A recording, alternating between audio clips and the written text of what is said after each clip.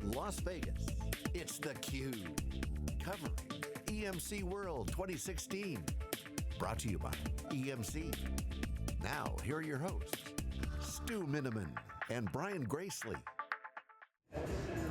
Hi, welcome back to theCUBE here in Las Vegas for EMC World 2016. Brian Gracely and I are here, always happy to talk to lots of the practitioners at the show, talking about what they're doing, what they're sharing with their peers, and for this segment we have Paul Reyes, who's the VP of Infrastructure and Security Services with Energy Future Holdings. Paul, thank you so much for joining us. Thank you for asking me to come. All right, so first can you tell us a little bit about your role and your organization, what you guys do?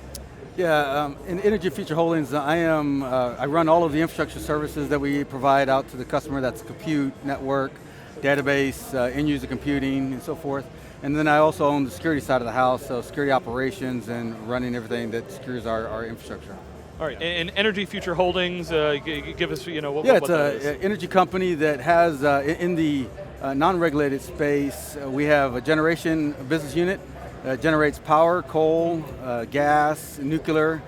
We have some wind and solar that we dabble into. So you guys are more of a utility, not like so much Enron. That's right. And we have, on the generation side, we also trade, and then we have another business unit that does the retail arm. And so we sell power as well as other services to our end customer, home warranties and other activities for our customers. Right. So, I mean, that's a fast-changing industry. Talk about kind of, what your group's asked to do. It's not just keep the lights on, but what kind of things is the business asking you that might require some stress and strains and changes on the IT side? Right. For our business, we got two business units. One business unit is time to market, right? The retail arm is really trying to drive activities that gets us to the customer faster. Our other business unit is complete opposite. They want it to be safe, reliable, constantly available to our customers as we generate power for the state. And so there are two different diametrics out there, but both of them have a high availability requirement. Us to be able to provide mission critical services on the time to market space. So what they ask for us is to make sure not only do we provide reliable services as a table stake, but also how do I get it more efficient and drive ultimately our costs down. And so at the end of the day, of course, my infrastructure services and security services are the majority of our budget. And so I'm always constantly trying to drive costs down while our services are increasing so that we can reinvest that activity. So it sounds like on the fast moving part of your business, I mean, those sound like cloud requirements to me. Move fast, give me resources, maybe for developers or even just for, is that, are those sort of the demands that you're getting for cloud-like services within your business? Yes, today, when we started driving into the private cloud aspects and then also dabbling into the hybrid cloud for both public and private, we really found that we had to generate our business as service rather than doing everything manual through a waterfall process. Okay. And so it took our customer months to get through our activities to just provision, just general services. Yeah. So we had to figure out a way to be nimble and drive agility into our business so that when we provide services back, we can do it with few amount of resources as well as time to market. Yeah, and how did you go about doing that? Well, it was a journey. It wasn't just tomorrow, but when we started in 2009, we took from a standalone environment, we really, in the next 2 years, we drove a virtualization policy, making virtualization first. And so as we drove that activity, we drove consolidation of infrastructure, we did standardization of OSs and technology, and then the next 2 years was around stabilization of processes. How do we stabilize, how do we get our security services under control, and how do we start improving our availability? 14 and 15 is where we did hybrid cloud services, when we said, all right, now how do we get our vBlocks environment, which is what we settled on for our mission critical. We didn't want to start small, we started with our mission critical systems first. We said, how do we bring every single mission critical environment into a virtual space, driving where some business units had only 10% virtualization, we're now a little over 99%. Yeah. And so everything that we run mission critical is in our hybrid cloud services. Yeah. So Paul, how do you guys look at it differently between kind of virtualization and cloud? What were the services or attributes that differentiated those two for you? It's ability for us to be able to use automation and services to our customers. And a lot of times somebody will say, do we use self-service? And we don't. We use a service to our architects that know how to integrate the systems together. So once the guys really look at how do we provide those services together, then they go through a portal and provision those services dynamically with an end-to-end process. Not only just provisioning a virtual machine, but also how do I ensure security is wrapped around it? How do I ensure that scans are done, patches are done, all the way up through CMDB updates, and then finally turn it over to the application owner. All right, so you've got security as part of your domain. Absolutely. How's that been changing over the last few years, and how do you guys think of security holistically? In the security world, it's one thing, but sitting within an energy company is a whole different ball of wax. And not only from a critical infrastructure for our state, but also our retail has PCI environments. So it's really a big deal for us. How do we ensure that we stay within our controls? How do we drive those controls down into an automation factor? So we're using several tools to go and make sure those controls are automated where possible, and if not, drive towards that automation, as well as making the provisioning process already baked in with those controls going out the gate. Yeah, I heard you use the term hybrid cloud. Two things, well, what does that mean to you, hybrid cloud, but more importantly, what types of applications are you thinking about maybe using a public service or some non-on-premises service for? Yeah, hybrid cloud to us means that we will have the capability to be the broker. And I mentioned several times in other conferences where if I don't seem to change the infrastructure and security aspects of my job in 4 or 5 years, it's going to be obsolete. Because we got to change to become a broker of services, and that means both locally in our corporate public cloud as well as in our public cloud. Yeah. And so when I think hybrid, I think how do I manage the difference between the both? And we have software as a service already pervasive in our environment. So how do I bring in the infrastructure as a service and the platform as a service to Realm, and then how do I make sure I can manage that brokerage of when it's right to go public and when it's right to go private? Yeah. All right, so you said platform as a service, what are you guys using there? Right now we're just in the thought process of that. We're trying to get our arms wrapped around so I guess why are you looking at that? What kind of drivers for that? Well, as we start thinking, provisioning systems is one thing, but how do I get to be able to offer to my customer the ability to provision an entire landscape?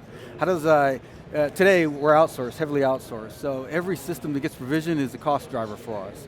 And so if today I have over 13 different environments for one application, how do I take those applications down to 2 environments and then dynamically provision the entire landscape on demand? Right, that's a game changer for us, right? And so our application team will says, yes, I want that. Okay, I can't give it to you yet, but that's where I'm headed, right? That's where that either sometimes it's a platform that we can do that encompasses the entire platform of our application, or it might be just a very orchestrated infrastructure as a service that we will provision in, or put that all together and deliver that as a service. Yeah, you talked about, as you're rolling out a hybrid cloud or you're trying to leverage those resources, a lot of people would say, well, managing a VMware environment and managing an Amazon or Azure, they're different. What tips might you give to your peers that you're saying, hey, look, as you look at different cloud environments, how do you think about managing them? Mentally, how do you think about being that broker? Yeah, I think the thing that we're trying to wrap around in our heads is how do I not only provide the brokerage of just the infrastructure itself or the service itself, but also wrap in my security aspects, the data classifications. How do I understand when things need to be export compliant based, and so then I have to exclude that from there. It's figuring out where the controls need to be so that when I provide those services, I provide them in the right means. Yeah. One of the things you pointed out was you went after the hard applications first, right? I think Stu and I have seen this talking to a number of people. The people that tend to be very successful, even though it feels counterproductive, they go after the hard application. They have some skin in the game.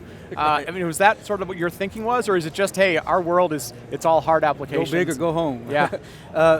I think the reasoning that we chose it is we had to show a dollar value to say, why am I going to invest? Justify the investment. Yeah, there's a huge investment when you're going to go do that type of a big iron. Yeah. And so what we thought is, hey, the only way I can get that is reducing maintenance, reducing license counts, reducing infrastructure footprint, data center floor space, power, and as well as labor.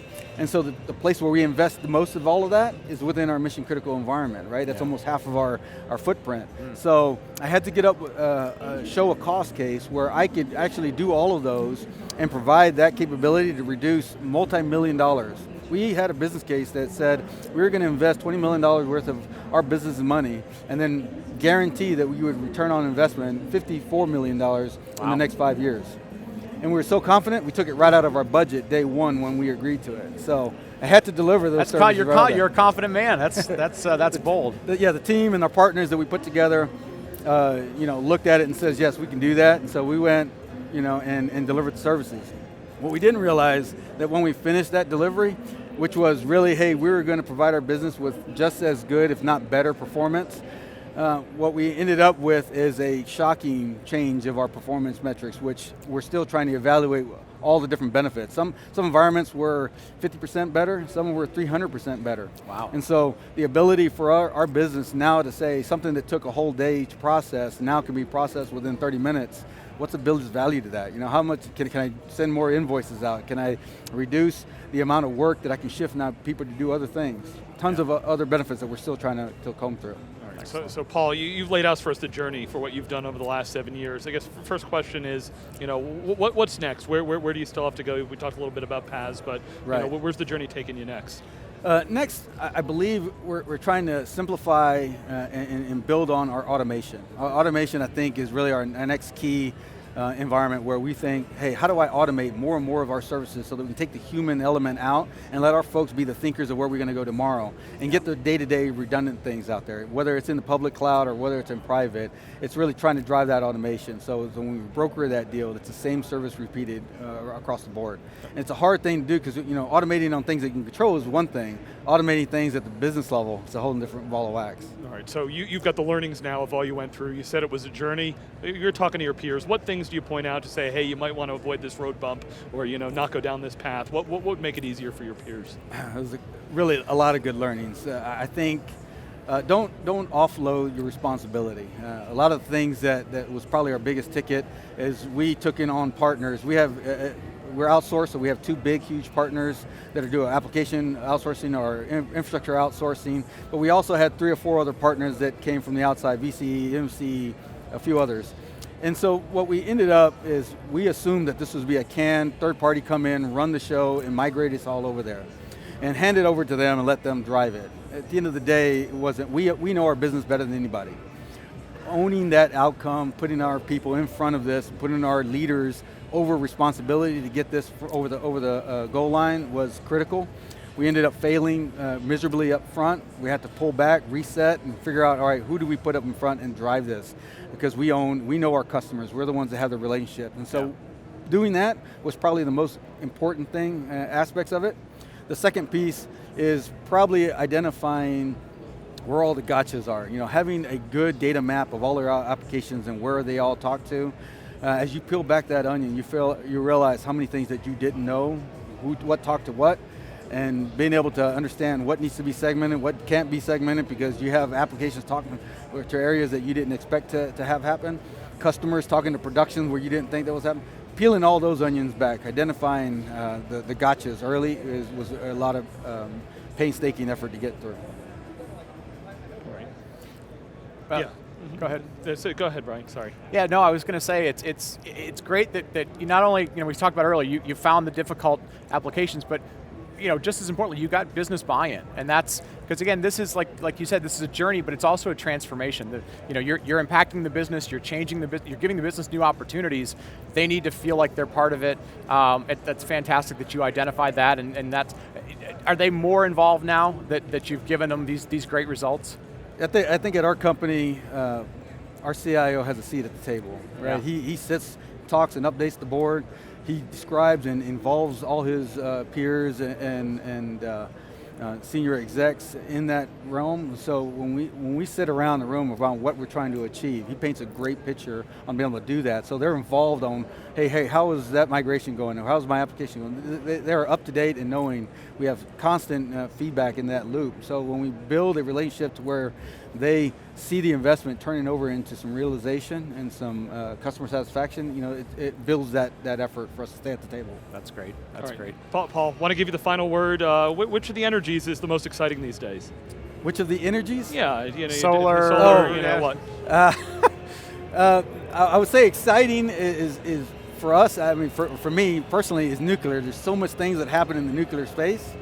The upcoming, I think solar is really cool. I think there's so many things that could probably happen in there, but I think there's really more energy sectors that are popping out, batteries and a few other things that our very smart people in our company are figuring out where to go next. Good. All right, well, Paul Reyes with Energy Future Holdings, thank you for sharing your story and journey with your peers. We'll be back with lots more coverage here from EMC World 2016. You're watching theCUBE.